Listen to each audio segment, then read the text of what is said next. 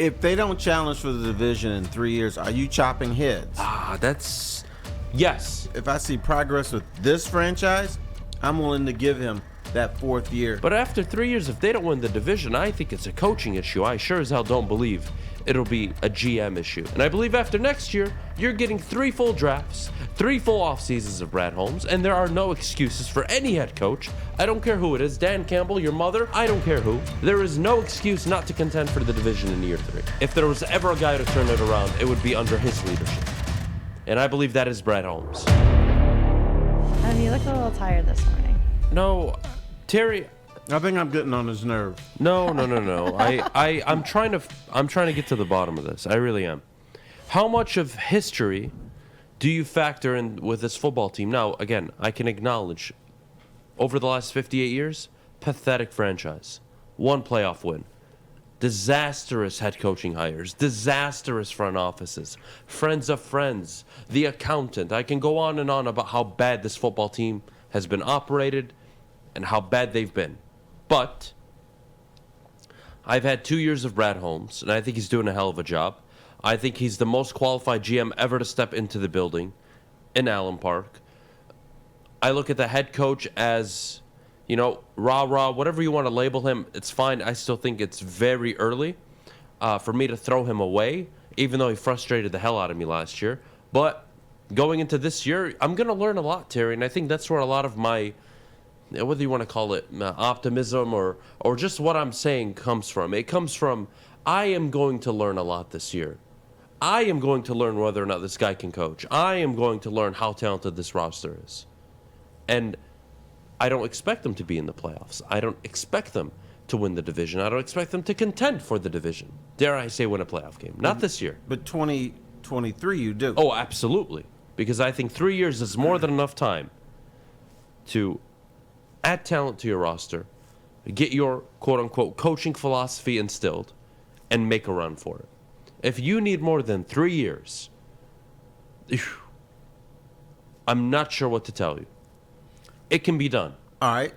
What if Brad Holmes does not challenge for the division title in 2023? What are you prepared to do? Well, I'm putting with you Dan in charge. Campbell, regarding who's in charge, Brad Holmes, if after year 3, that's a big if, right? Because we have to watch the games. What's the problem? Is it the talent? What are our expectations going into the year? How do we look at and evaluate this roster? Is it a talented roster? Or is it, man, damn it, Adam.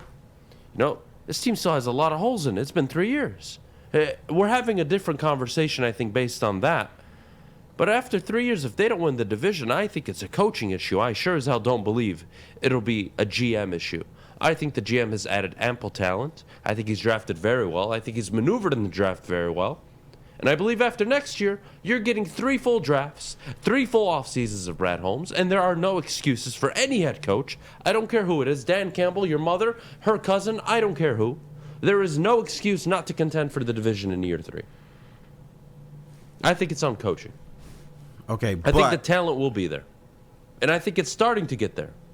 It is getting there, but you have to understand, this essentially was an expansion team. They had no talent. So now, I just don't think this franchise can turn it around in 3 years and contend for a title. Yes, you do have to look at the coach, but my gut instinct will be to give him more than 3 years, even if he doesn't contend for a title. Because if you see progress, and that's what I'm going to be looking for. Now, I'm going to see if I see progress with this franchise, I'm willing to give him that 4th year, no question, unless he's a total screw up. We can say progress based on the win totals, but I always go back to Jim Caldwell. The wins were there. You were 9-7, and it felt like you were never getting anything more than that. And it was obvious by watching the team.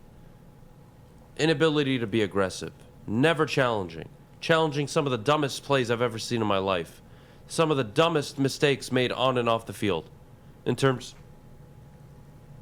offsides, pass interference, roughing the quarterback. We don't need to get into it.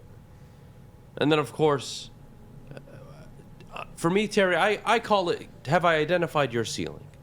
And after year 4 of Jim Caldwell, I felt like that was his ceiling. I had enough data. I had enough years of Jim Caldwell to know, you know what, I think this is the highest he can take us is 9-7. I guess my question is, how's it worked out since then?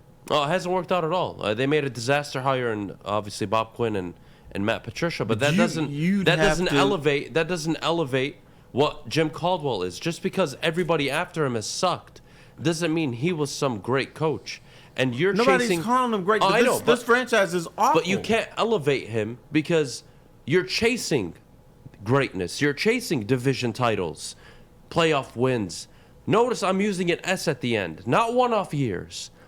I'm not asking a one-off playoff run, 10-6, 11-5, 9-7 wild card, gets shellacked in the wild card game. No. You want to be good, you win divisions. You contend for divisions. Win playoff games. That's how you get taken seriously. That's you know what you're contending for now? nothing. The number 1 draft pick. Yes, again. We go through that every year. Hey, why win these 2 games? Just try to get the number 1 draft pick. That's what the Lions are now.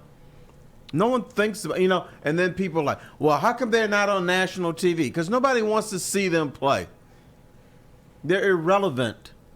Yes, again, but there has to be a point where we can have a conversation about how bad it's been, how bad it was pre, post call, whatever we want to do here, and acknowledge there's a GM in place that I believe if there was ever a guy to turn it around, it would be under his leadership.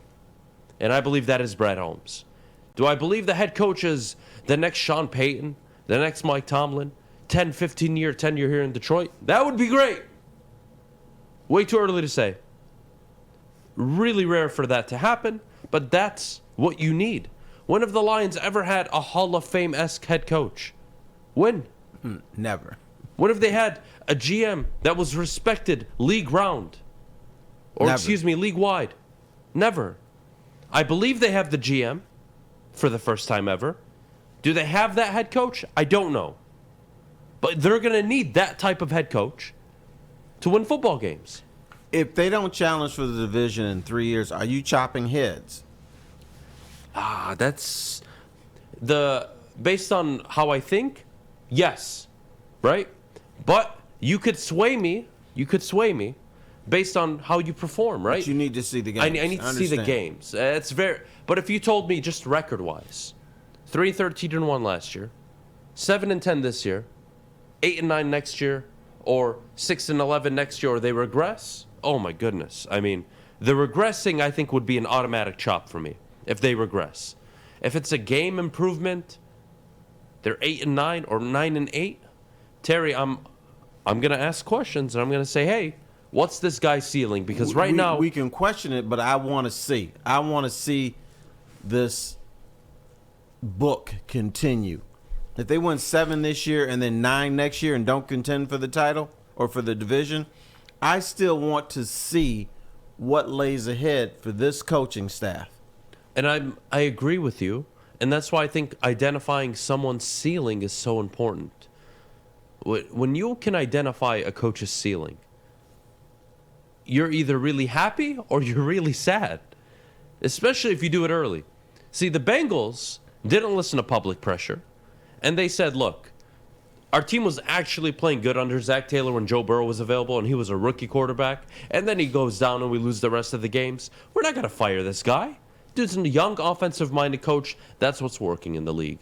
They get rewarded for it. Granted, they go to the Super Bowl. That was an insane run. But just winning the division alone was enough for me. Winning the division alone in Cincinnati, I think, was a huge accomplishment. Bam. And no question. If Dan Campbell, this year, Jared Goff goes down, Hawkinson gets injured again, Amon-Ra St. Brown has an unlucky injury, team loses talent, and they go 3-13-1 again, I'm not going to sit here and say, kill this man. What I'm going to say is, year 3, it's a very important year for Dan Campbell. What I would say is, you're going to have to prove a lot. But if you have another 4 or 5 win year, even if the team's injured, I mean, at this point, what are we doing? I'm not keeping a guy around with a 20-30% win rate. I'm just not. So, it works both ways, Terry. I know. But you understand that every NFL team has massive injuries. Yes. And it takes years sometimes not to get that star player that we're all talking about and excited about, but to get that competent backup that when you do have an injury, you drop off, but you don't drop off that much.